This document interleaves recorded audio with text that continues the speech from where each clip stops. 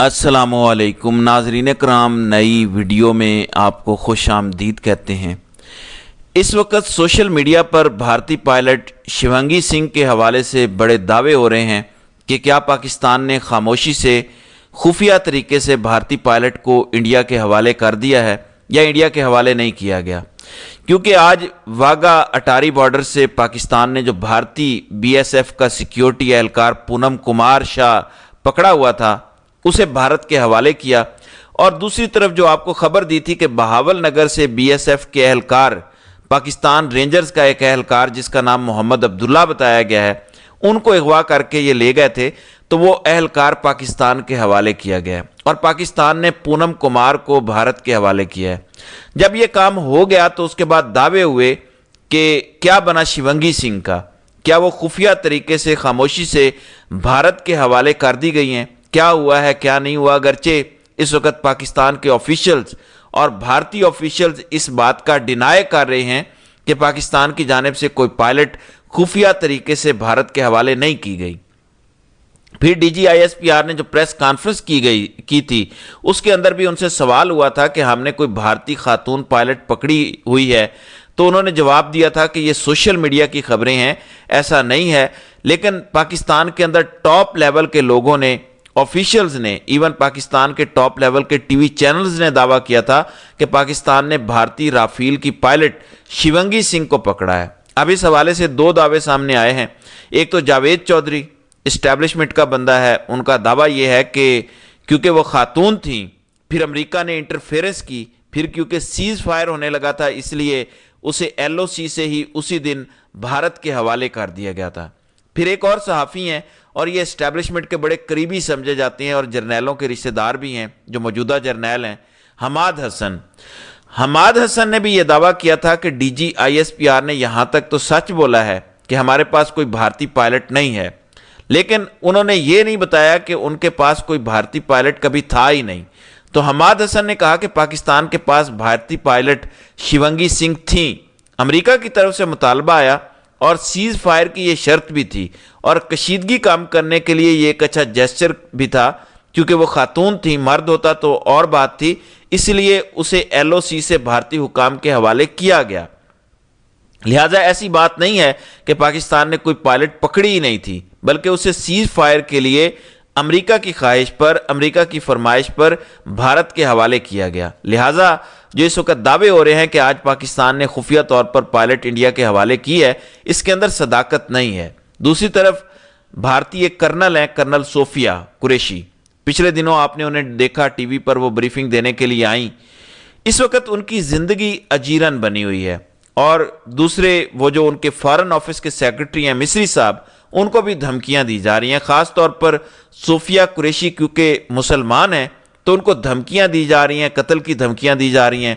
हिंदू जो इंतहा पसंद हैं BJP के रहनुमा, कि उन्होंने भारत की नाक कटवा दी है, ये कर दिया वो कर दिया। अब एक तर्जुमान ने क्या नाक कटवानी है? नाक तो मोदी ने कटवाई है, नाक तो भारतीय फौज ने कटवाई है। अब खातून को टारगेट किया जा रहा है, वो मुसलमान है इसलिए उन्हें टारगेट किया जा रहा है। फिर इस वक्त दावा, क्योंकि देखें पाकिस्तान का क्लेम था कि हमने 6 तैयारे गिराए हैं, यानी 5 तैयारे गिराए गए हैं और एक उनका जो ड्रोन था हाई लेवल का वो पाकिस्तान ने गिराया, और कम से कम 3 राफेल तैयारे पाकिस्तान ने भारत के गिराए हैं।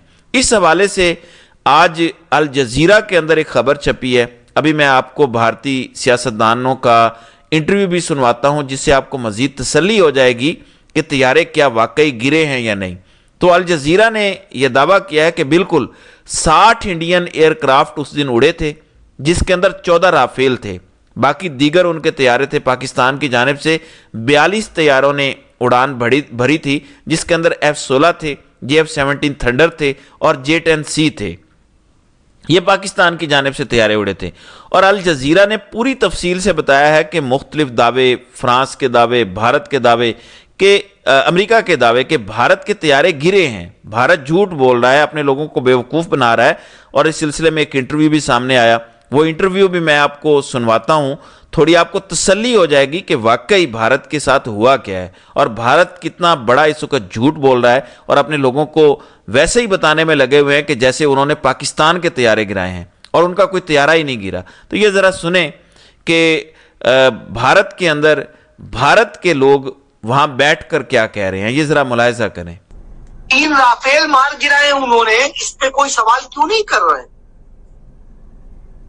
तो साहब उस पे नहीं कहेंगे। मैंने उन्हें भटिंडा का दिखाया, मैंने कहा एक मेरे पर्सनल नॉलेज में है, बाकी 2 मुझे अदर सोर्सेस से पता है। तो अब आप एक बात बताइए, आपने तो बड़ी प्रशंसा करके जो 526 करोड़ का मिल रहा था राफेल, वो 1670 करोड़ रुपए का खरीद के बड़े बखान किए थे। देश का यही मीडिया कैसे राफेल ये कर देगा, राफेल वो कर देगा, चीन डर गया, ये डर गया। और अब क्या हुआ? अब एक भी छू नहीं है किसी से, कोई नहीं कह रहा है पंपोर में मिला वो क्या था, अखनूर में मिला वो क्या था, और भटिंडा में एयरबेस के पास जो खेतों में मार गिराया गया वो क्या था, कोई नहीं। अच्छा, मैं मीडिया की स्थिति देख रहा हूं, सबको पता है, वहां उसमें लिखा हुआ भी है, उसके जो मलबा है उस पे नाम भी लिखा हुआ है उसका, बावजूद इसके देखिए किस तरह की खबर छापते हैं। भटिंडा में प्लेन क्रैश, 2 की मौत, जांच में जुटी एजेंसियां। ये देखिए इंडियन एक्सप्रेस क्या लिखता है, unidentified aircraft crash in village near Bathinda air force base. भैया रात को 2 बजे कोई ऐरा गहरा तो नहीं होगा। ये देखिए दैनिक भास्कर जी। तो सारे इन्होंने एक एक सबूत दिखा के एक्सपोज किया है भारत को, और ये भारत के कांग्रेस के लीडर हैं रणदीप सिंह सरजी वाला, यानी कोई आम गली मोहल्ले का बंदा नहीं है, भारत का लीडर, भारत का कांग्रेस का लीडर ये कह रहा है, खबरें सामने रख रहा है, सबूत सामने रख रहा है कि भाई कम से कम हमारे 3 राफेल तैयारे गिरे हैं।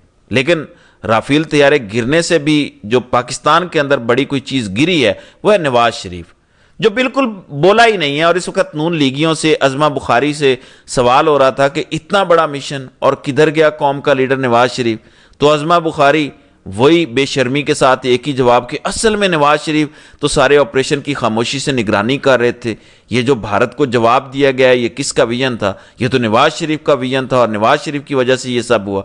और इस सारी सूरत हाल के अंदर आज फिर भारतीय जर्नैलों की एक अहम तरीन मुलाकात हुई है।